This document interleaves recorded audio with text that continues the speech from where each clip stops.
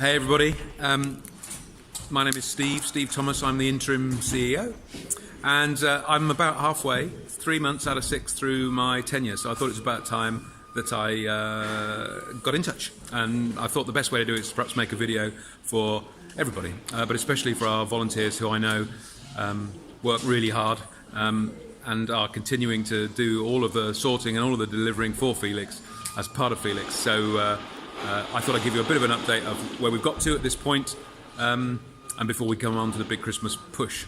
Now, I'm speaking today from our depot at Poplar. You might be able to hear some of the noises behind me. You can probably see the depot in action down there, the fridges and the preparation of all the food to go out. We're actually working on a half a depot, or half of the site here. And as you can see, I'm upstairs, standing on a mezzanine floor over half of the depot. I'm just going to turn the camera so you can see here. The work is continuing at the moment on building the floor and the ceiling in our new set of training rooms. That's the corridor for access, and what you're looking through here is a window out onto the depot floor.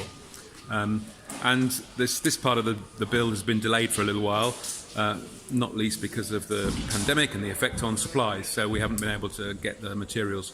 But now it's here and our builders are back, and this should be finished by Christmas. So there are great things happening here. The other thing that is happening here is that Poplar, even with its limited space, is getting busier and busier. Some of you, particularly at Enfield and in Deptford, will be well aware that some of the routes that were far away from your depots have been moved to Poplar, where they are nearer. The routes in East London are being serviced increasingly from here, which should enable us to onboard new charities and new routes that mean that some of the 300 or more charities on the waiting list can be brought into Felix and can start to get some of their supplies. On that subject, that sort of underlines the growth, not just the new depot and the capacity here, but also the fact that with 4 depots, we are increasingly able to serve right across London and more and more partner charities into their communities with the food that we deliver. You may well remember that last year we measured our volumes by just over 21 million meals in the course of the year. There was a big celebration coming up to Christmas as we hit that magic number. But you might be interested to know that we actually exceeded that number for 2021 about 2 months ago. So we're already up to 27 million meals. Not that measuring meals is the only way to identify our success. I think you all know as well as I do the benefit that Felix has into the communities we serve. But my goodness, the fact that we're growing still is a testament to all of the hard work that goes on everywhere. And once again, a big thank you to everybody, volunteers and staff, and all of our supporters who make that happen. So what news have I got? I'd like to pick up on a couple of topical issues that we've been working really hard on in the last couple of months, in the last few months really. One is the HGV driver crisis. You may have heard in the news that right across the country there's a shortage of drivers. At Felix we suffer from that because we have always relied on our supply partners to deliver their surplus to our depots, and that's not been happening because they haven't really got the drivers and the capacity to service their own supermarkets, let alone get that food to us. Our response to that has been very active. A whole team of colleagues have been together brainstorming and identifying cost-effective ways to keep our food supply up. And although we have seen a dip, I think some of the things we've been able to do, such as increasing our budgets available for hiring third-party hauliers to help us, and also we've now successfully applied for our own operator license, so we can operate our own vehicles, and we've just rented our first 12-ton vehicle. That'll be operated by Upminster, our partner for us, but thanks to FareShare, it'll be free because they're going to pay for that vehicle to operate for us to go and fetch the food from the places where it would normally be brought to us, distribution centres and in the manufacturing chain. So that's good news. So we're looking to with great optimism now at overcoming some of the challenges of that driver crisis, especially as we go into the new year.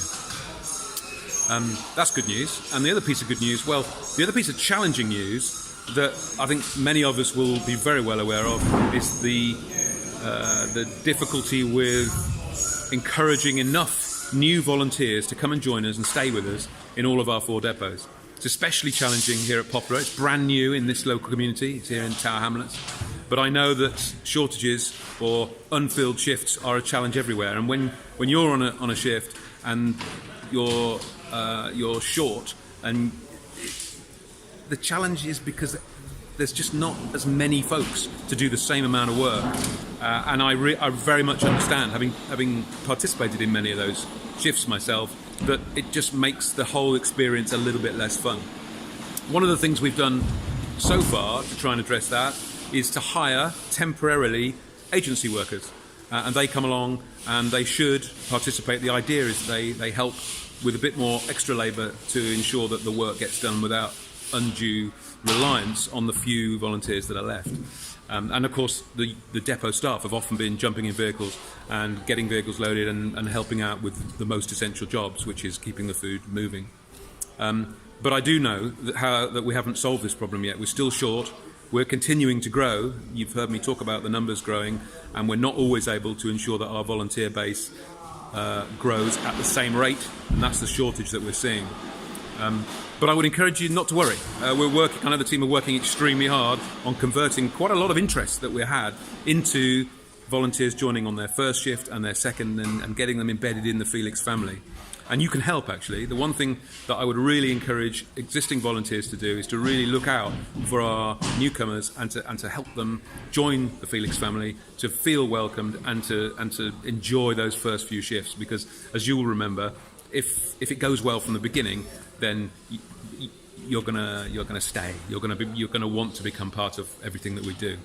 And we really need volunteers. Somebody said to me last week, well, if you've got these more staff coming in, do you really need volunteers? Do you want volunteers? And my answer is absolutely yes. Volunteers have always been and will continue to be fundamental to Felix. We need you. We continue to need you. We'd like a lot more volunteers, please. If you can recommend us or do everything that's possible to do that. But please be reassured by me that the purpose of temporary agency staff is to help cover the temporary shortages of labour, of volunteer help, not to take your place. That's really, really important to understand. So, that's the score. We've got a few challenges. We've got Christmas coming, and as you well know, things get a bit busy at Christmas. We're all going to be mucking in. We're all going to be down with you, moving the vast volumes through our system. And the one last message I've got is that we have a Christmas party coming. You'll see the notice of it and the date announced. I'm hoping in the next few days. I haven't unfortunately got it to tell you right now, but the party is for all of the staff and all volunteers. We'll find a location that we can all reasonably get in. I don't want to ration the numbers.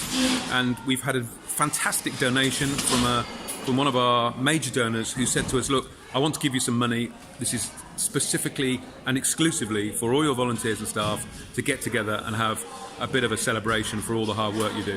What an inspired gift, I thought, which means that we don't have to spend charity money on the preparation and the delivery of a Christmas party, or indeed a winter party, because it could be in January.